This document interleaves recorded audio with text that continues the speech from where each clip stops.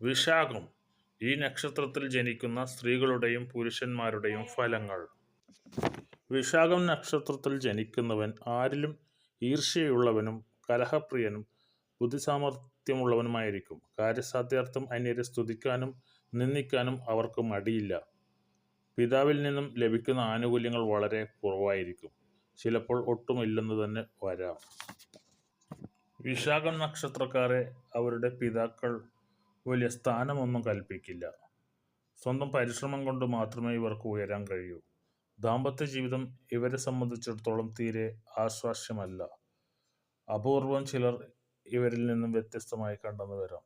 എങ്കിലും അമിതമായ വിഷയാസക്തി ഇവരിൽ വർദ്ധിച്ചു കാണുന്നു.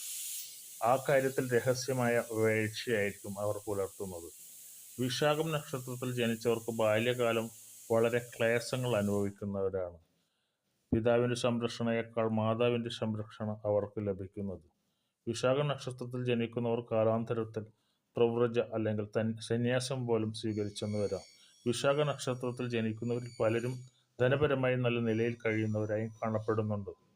ഈ നക്ഷത്രത്തിൽ ജനിച്ച സ്ത്രീകൾ ഈശ്വരഭക്തി, പാതിവൃത്യം മുതലായ വിശിഷ്ട ഗുണങ്ങളുള്ളവരും എന്നാൽ ഇടയ്ക്കിടെ ഭർതൃവിരഹം അനുഭവിക്കുന്നവരും ആയിത്തീരാറുണ്ട്.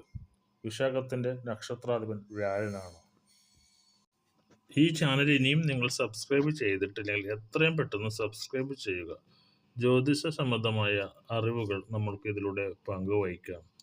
ജീവിത വിജയത്തിനുതകുന്ന പല കാര്യങ്ങളും ഒരു വാക്കുകൾ അത് മതിയാകും ചിലപ്പോൾ നിങ്ങളുടെ ജീവിത വിജയത്തെ മാറ്റിമറിക്കാൻ.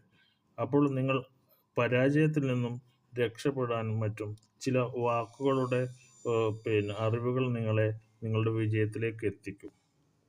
നന്ദി, നമസ്കാരം.